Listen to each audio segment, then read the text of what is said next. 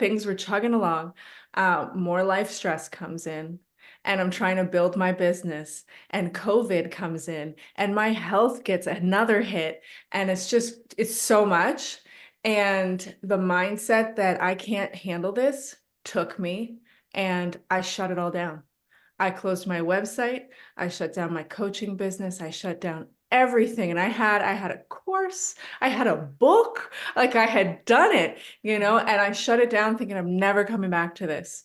Fast forward a few years, major life changes, major shifts in my mindset, in my ability to care for myself, a move across the country.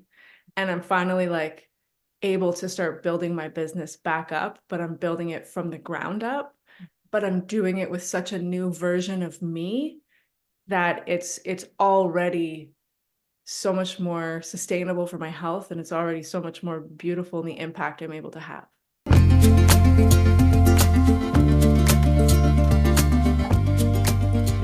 Growing a business is hard enough, but growing a business with a chronic illness adds a whole new dimension. And that is why I'm so grateful to have Amy-Lynn Denham on the podcast today. She discusses how to live a sustainable life where you can navigate taking care of your health and also growing a business that feels very authentic to yourself.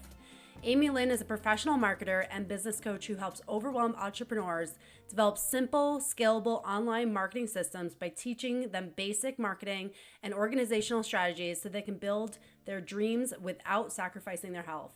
This is such an important conversation because so many times you'll hear that you just have to grind harder, do more, and it can often feel like you're never doing enough, especially as an entrepreneur.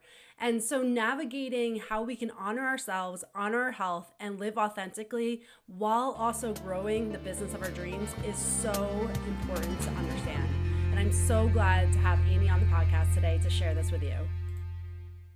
Well, I'm excited to have Amy-Lynn Denham on the podcast today. So thank you so much for being here. Yeah, absolutely. I'm happy to be here.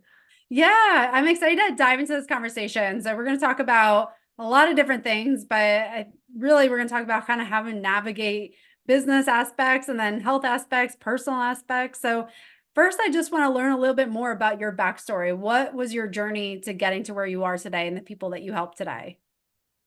So my journey was actually a bit of a lengthy one, and it is still very much in progress. I started off as a copywriter. Actually, I'm going to back up a little bit more than that. I started off getting my bachelor's in psychology and thinking I'm going to get into that. I'm gonna go for my master's, and wasn't expecting to have a lot of family things come up that actually took me away from that after getting my first degree. And from there, it was just find a job, and it was a recession. So I was working retail, and I was feeling the effects on my body. I have Ehlers-Danlos syndrome, didn't know it at the time. So I was struggling with some chronic pain, and I'm like, I got to do something different. So what I ended up figuring out was like, oh, I like to write. I'm going to see how do you find writing jobs online, And I looked it up, and I started off on the there were older ones back then, like Odesk or something. I was in that, and I'm like, I'm just going to build this. So I built it while I'm working in retail. I'm busting myself, but I'm like, I'm getting out of here. I'm getting out of here. Quit that job, was able to go freelance full time, was super excited about that. Things were chugging along. More life stress comes in, and I'm trying to build my business, and COVID comes in, and my health gets another hit, and it's so much. And the mindset that I can't handle this took me, and I shut it all down. I closed my website. I shut down my coaching business. I shut down everything. And I had a course, I had a book, like I had done it, and I shut it down thinking I'm never coming back to this. Fast forward a few years, major life changes, major shifts in my mindset, in my ability to care for myself, a move across the country. And I'm finally like able to start building my business back up, but I'm building it from the ground up, but I'm doing it with such a new version of me that it's already so much more sustainable for my health, and it's already so much more beautiful in the impact I'm able to have. Oh my gosh, that's incredible. Just the journey. And So relatable because so many people get stuck in that rut of like doing too many things and then having like life happen and then trying to navigate that and just like this complete overwhelm and you're trying to figure out how to do it all. And it sometimes does get to that breaking point of like you just can't at that point. And when you look back at that time, would you say that your life was working for you, that things were happening for you, and that you can see the purpose of all that? Or do you still look back at that time and see, does it feel just still like, why did that happen? It took a long time to start to see it as something that served me because it felt like it took so much from me. Mhm. But when I look back now, as I'm rebuilding my business, I'm finding a more authentic me and I'm bringing that to it. And it's still a struggle. I still get that voice in my head that says, you can't show up just like you. You're weird. Like no one's going to want to connect with that. Um, but the more authentic I am, the better the bonds are I'm building and the better I feel about the business I'm building. Um, Before I shut everything down, I was very much operating in the shoulds. You should do it this way. These should be your brand colors. This should be your font. This should be your tone of voice. And these are the words you're allowed to use and not. And, this is how you can dress. And all of those shoulds were very much there. And I was building something and it was growing, but it wasn't fulfilling me at all. Mhm. And it really was not creating a sustainable life balance anyway. So as much as I felt like so much was taken from me in that time, the ability to clear away all of the rubble at this point and start building something new, I'm seeing the transformation that happened internally and it's still happening. It's definitely a work in progress. Mhm. And how much that is serving me. Yeah. Oh my gosh. The should. Yes. I mean, the shoulds will tear you down. And especially if you are someone who is a high achiever, those shoulds become like one thing after another. And like you talk about all the little things, the details, and everything that you're trying to conform to making what someone's ideal is. And then you lose yourself in the process. And it's such a different game when you are doing things that feel authentic to yourself. And I love that you've had that awareness that now you're creating something that feels authentically right and now is sustainable and something that you can not feel the way you're feeling. When you are trying to, when you're creating it now, how do you tap into what feels right for you? What does that look like for from going from a place that you were doing everything to with the shoulds and the conformity to now listening to your own inner voice? How did you get to that point? Are you the person who says yes, even though you want to say no? Are you the person who puts your own needs and wants last behind the demands of your work and everyone else in your life? If you answered yes to any of these, you may be self abandoning, and it does not come without a cost. If you want to know if you're self abandoning for achievement, take my free quiz in the show notes. I think I can't necessarily articulate exactly how I got there, but I can say that now the difference is um, I'm not measuring myself by other people's standards. I'm not measuring myself by other people's successes. And I think that that is very, very easy to do, especially now with social media and the big name influencers in the the business world, in the marketing world, and all that. It's really easy to feel like if you're not reaching $100,000 in your first year, that you're failing. If you're not able to go on the fancy trips, that you're failing. I mean, honestly, while I think big and I have lofty goals for the long-term future, I have learned to let go of feeling like that needs to happen now and figuring out and really appreciating the different types of richness that there is in life, the different kinds of wealth we can have. And so for me to be able to pay my bills, feed my family, and go do a couple fun things, but still have enough time to devote to my health because it takes a lot of my time, Mhm. to be able to have that balance in my life, I would rather have that than be hustling hard and have millions of dollars in the bank and be sick. For me, like that might work for someone else, but for me, I need to balance out my health and my work. And that's okay if that means I'm making $40,000 or $50,000. And it's also okay if it means I'm making $1 million one day, but I am not in a rush to get there. You know what I mean? Oh my gosh, that is such a powerful message right there, what you said, because it is so easy to look at the external standards and compare ourselves to that. That's such an easy place to be. And as you're speaking, I'm actually reading the book, The Gap and the Gain. I don't know if you've read that before, No. but it's a really good book. I think you'll enjoy it just based on what you're saying. But it says that when we compare ourselves to the ideal, even if it's our ideal, and we look at that, we're only looking at what we lack in our life. Versus if we look at the gain, where did we start and where are we today? Now we look at literally what we have in our life, and that is going to propel you forward. So when you are matching yourself to the external standards and what you see on Instagram and Facebook and all these people that you don't know what they're going in through day in and day out, and they don't know how long they've been on their journey. You may be comparing your day one to their 14th year. It's a very big difference. But when you can recognize that, like, wow, I'm a little bit better today than I was yesterday, and I'm a little bit better than I was last year, that's it. So you figured that out. And I think that's absolutely amazing. And it's something that's so powerful and will catapult anyone who is in something that they're trying to create and develop to make that sustainable and really celebrate yourself. So I love that.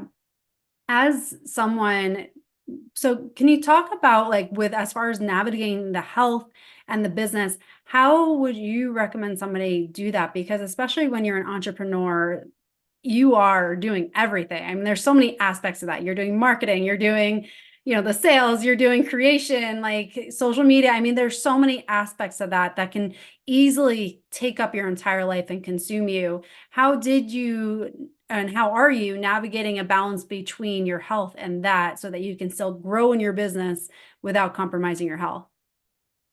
I think I just decided to take a completely different approach to things. Mhm. My expertise when it comes to like marketing, because that's what I do for a living, right?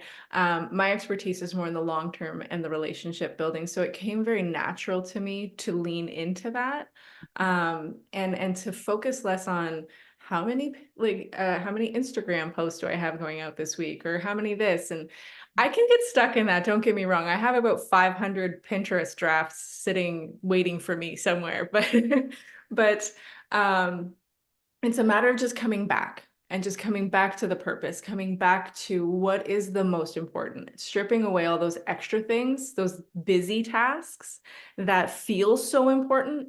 And they might even look super, super important when you're like, everybody else is doing it. When you don't have the ability to show up like that, if it's just not an option at all or for a period of time, focus on the things that are important. Focus on the things that are building those relationships with your clients or your customers. Focus on the things that are bringing the money in. Mhm. I definitely lean into those more so in those moments where I'm not doing well with my health. I will lean into, okay, what is bringing in money? And I will put the rest of it on hold. Mhm. I don't, I used to subscribe to an idea that like, you have to have a plan for everything. Everybody really, really love to tell me how much I need to plan ahead in life. And I'm like, okay, I'm gonna have all these plans, and I'd get out all my calendars, and it would be very overwhelming. And I'd lay it out. This is exactly how my year is gonna go. And I'm like, who are you kidding? You are not controlling your year, like literally at all. I have zero control over what's happening this year. All I can do is build what I can within the flow that's happening around me and within me. And so it's just a matter of knowing where you want to go and knowing what those big pieces are that you want to focus on when you have to focus on only the big, and then adding those other things in to slowly grow them over time.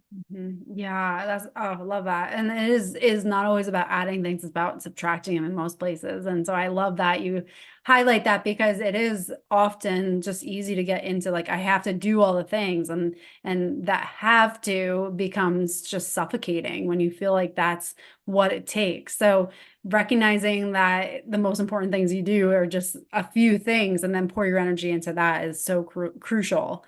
And as you do that, and as you navigate your health and that, how important is it to have like systems in place and like structure? I know you said not planning out the year, but like, do you have systems that you have to increase efficiency so that way it doesn't become overwhelming?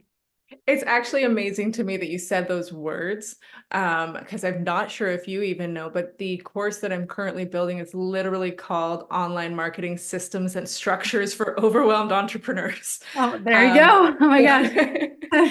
so yes, those are hugely important. For me, it's organization structures. Knowing where my things are when I need my things is so important, which again became about subtracting. Mhm. I'm a scattered person. I have ADHD. I tend to want to buy all the things, have all the things, do all the downloads. Like I want it all, right? Mhm. I have to do a monthly clean out. I clean out my inbox. I clean out what I'm subscribed to. I clean out my files. I go through it because I really do. I'm like, I'm gonna make this and I'm gonna make that. And I have all these half-finished things. And it's like out, get out, get out, get out. It's really about keeping that stuff organized, knowing where it lives so I can find it quickly. That saves me so much time, not just in my business, but in my life. I learned that, like, I think it was around the time that I started to understand the whole spoon theory thing of your energy when you have a chronic illness. I was like, how much time am I wasting and how much energy am I wasting looking for stuff? Mhm. And that was it. I was like, we're clearing house, we're clearing house. And I went through and I like, we only need 2 spatulas. We need no more spatulas than that. Just clean it all out. And that has been huge. So those kind of systems that are simple systems, and then structures within my business for my marketing and things like that. So there's funnels happening. There's things that are happening that I don't need to be touching all the time. Really, really gives me that breathing space. Yeah, oh, that's huge. And it's just using the technology to add employees without having to pay for employees. I mean, that's Yes, beautiful. absolutely. That's such a beautiful thing. Like I love when you have things that are just working and like you don't have to be the one to do everything and it takes it off of you. So I love that idea and I love the concept and it really does work. And so can you talk about like on a daily basis, like what does your routine look like? Because I know you talk about the energy and like energy is huge. It's like we only have so much. We can only create so not even create, but like cultivate enough energy to do so many things. So when you're cutting things out, you can really focus the energy on only a few things. But what does that look like as far as getting energy and having the energy, especially when you're dealing with a chronic illness? I think it all starts with the mind for me.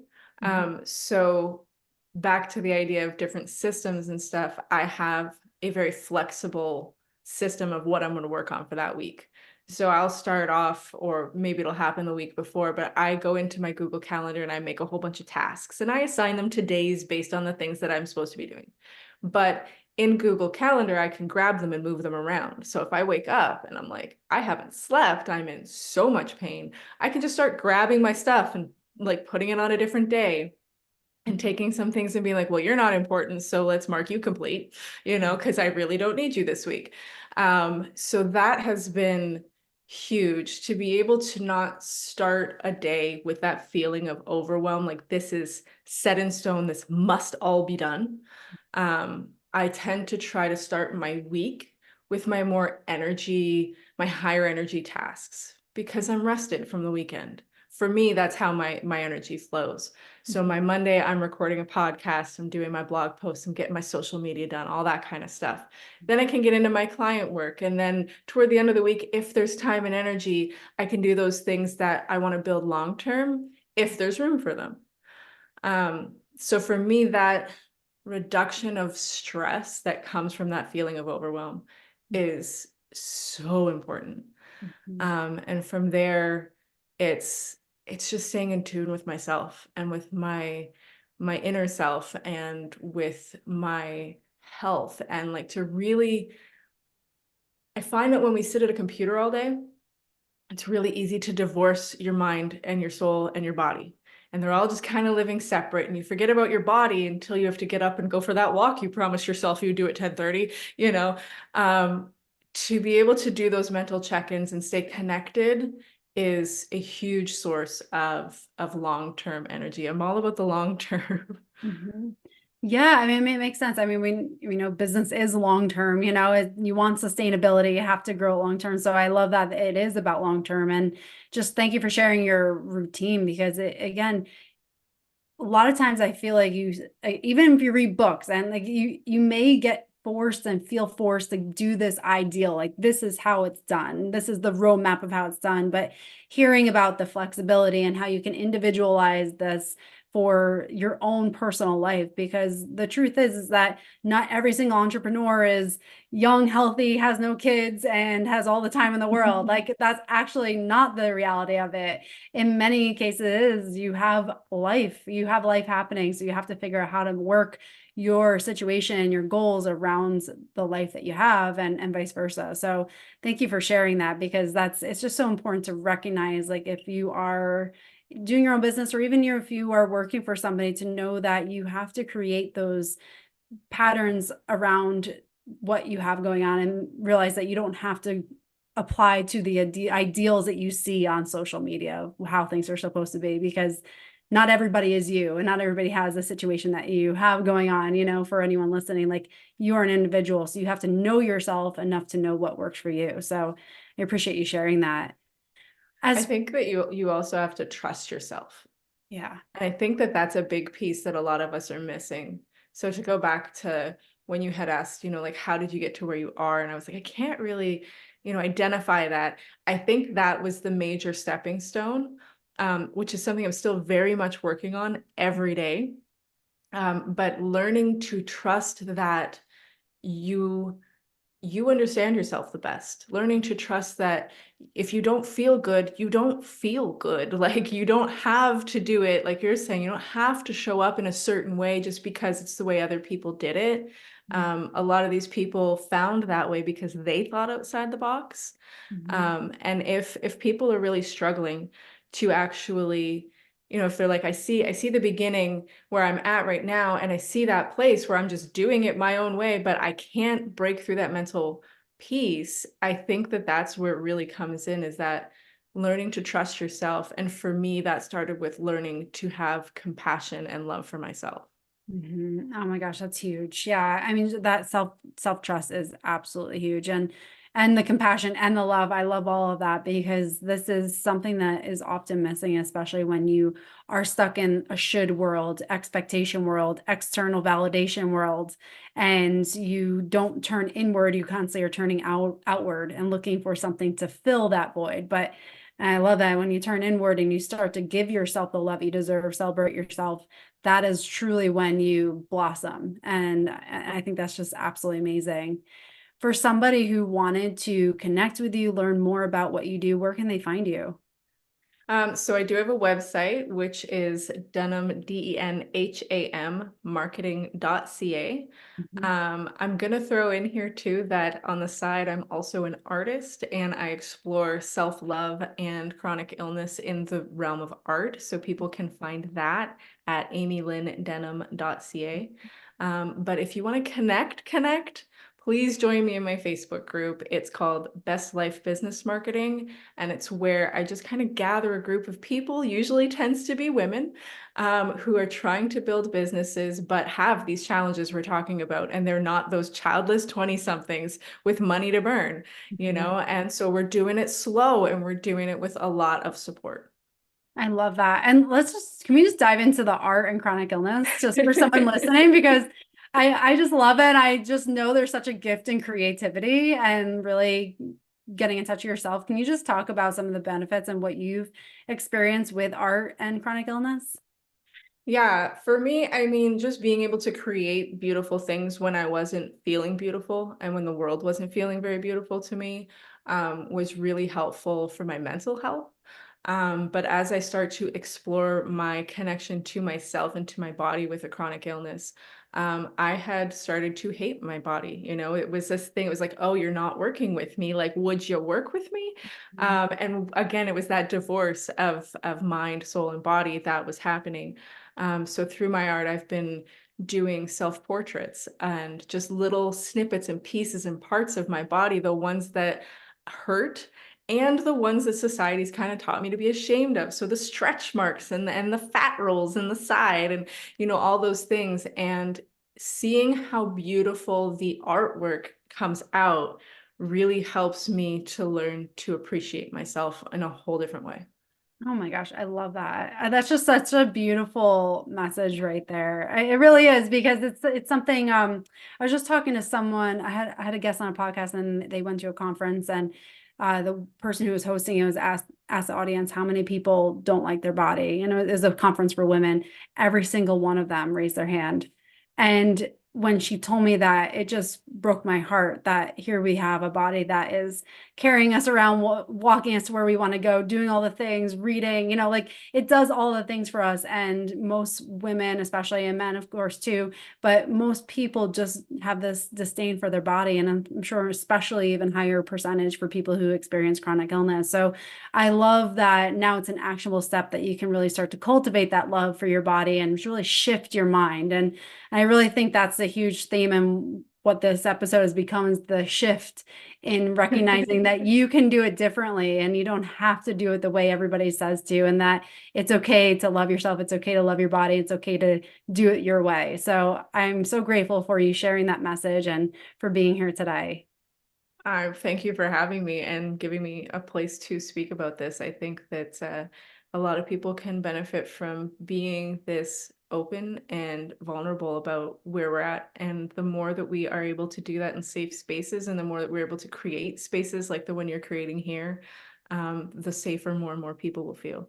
Yeah, you're 100% correct on that. That's it. And that's why I'm so grateful for this platform and for guests like you, just to be able to have these conversations. And it's not something you're going to watch on the news, it's conversations like this. You're going to get this only really in like podcasts and some YouTube videos, but it's so important to talk about this because in this world, especially, I think a lot of people feel alone in their struggles, feel alone, especially if you're an entrepreneur, you often feel alone. So hopefully this message that's come through in this podcast has helped you realize as a listener that you're not alone. You're experiencing things that many people are, and you have support and resources available to you to guide you along your own journey. So again, thank you. And thank you for everyone who's tuned in today. And if you love this conversation, you want more like this, please subscribe to the channel and share this episode with someone who you think would benefit from it. Thank you so much.